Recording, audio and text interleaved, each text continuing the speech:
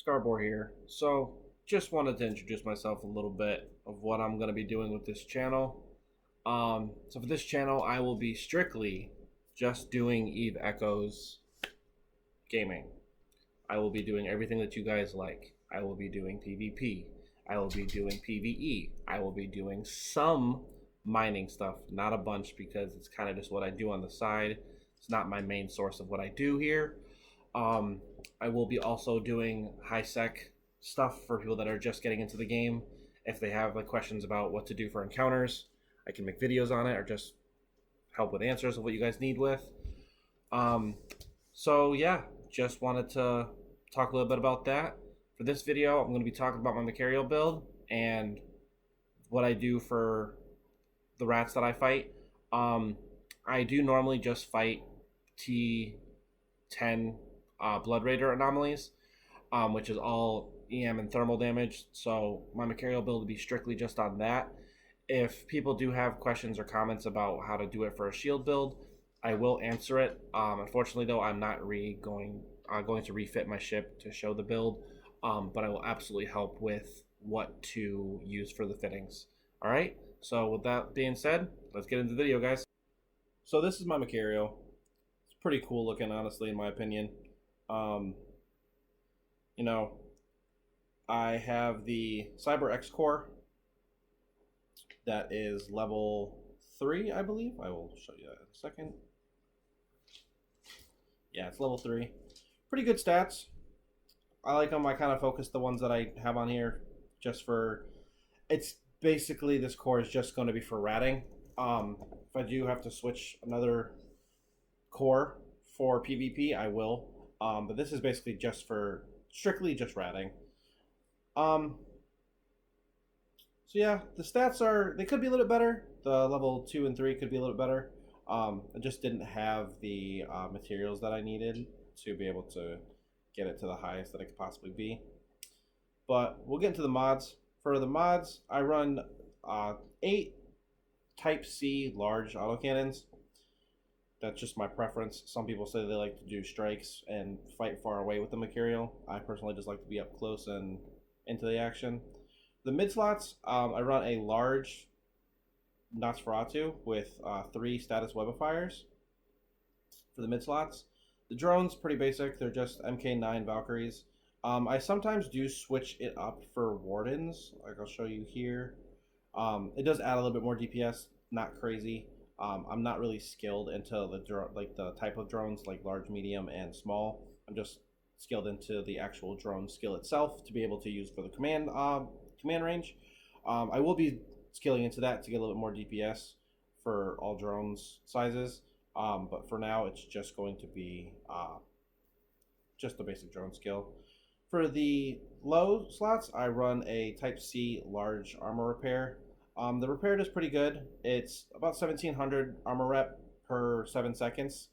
So it's pretty good, in my opinion. I run 2 Type C adaptive hardeners and a Type C reactive hardener for yellow. Just seems to be able to have the best defense that I need for what I'm doing. I normally just do large anomalies, like I was saying, so I normally just fight T10 larges. I will do T10 Inquisitors and Scouts. So for what I have here, this is the best fit that I could possibly see for running those without really getting into much danger. I also have 2 Type C gyros for the extra little bit of DPS.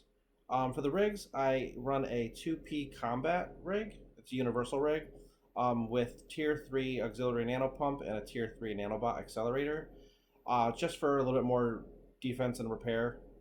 Just kind of helps me out with that. I don't really run the EM and thermal pumps for it just because I do like having the DPS and not having a full tank build.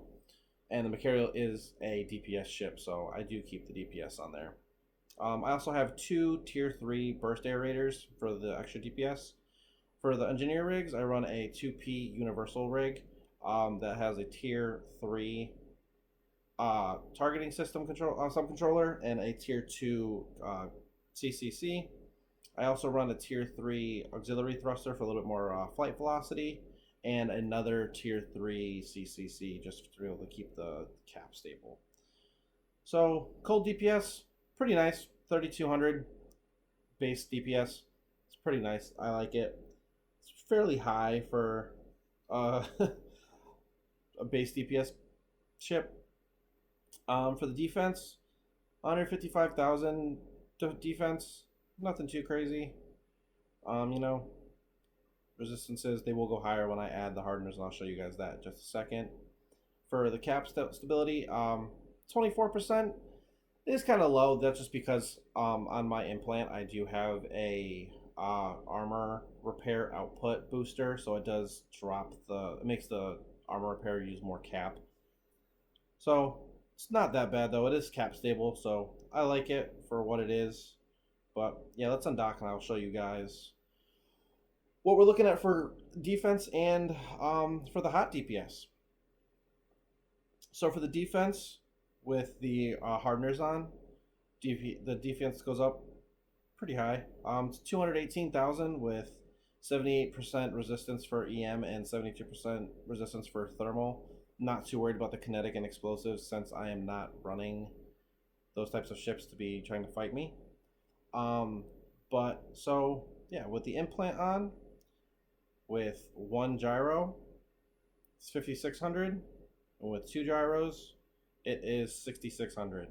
So 6,600 DPS for about 17 seconds until my implant goes out.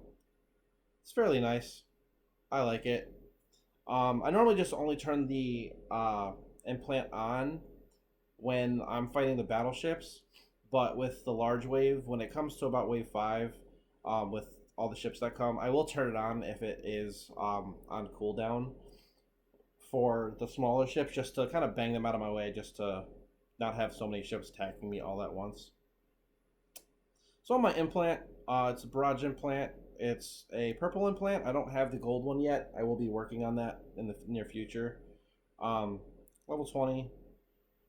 I run a level 5 efficiency optimization gyro stabilizer unit. That, most people that don't know, that does add more DPS with gyro stabilizers just being equipped. It doesn't really do anything when they're activated. It does reduce the activation time a lot, but you know, I think there's more pro than con in that, in all honesty. I run a level 5 gyro stabilizer overheating boost general unit as well. That basically just improves the damage when the gyro stabilizers are active and being used, but it does delay the cooldown time. Instead of it being 135 seconds, I believe it's 176 seconds. So it's not too bad. For the passive, most people talk about how they want to use the more shots for the passive, the 9 shots instead of, I believe, the 6 that they have basic. I like the reload time passive skill better. Just seems to be a little bit better for me. 24 seconds versus 30 seconds for a reload. My gyros normally cool down a little bit after my implant is fully reloaded. And this is the repair unit I was talking about. I have a level 3. It's not the best, but don't really need much higher than that for what I'm doing right now. I will go higher with it eventually, but I don't really need to go much higher than that. So it basically just adds more rep to what the armor repair is doing for me, but it does use more cap in it. So that's like the pro and con with it.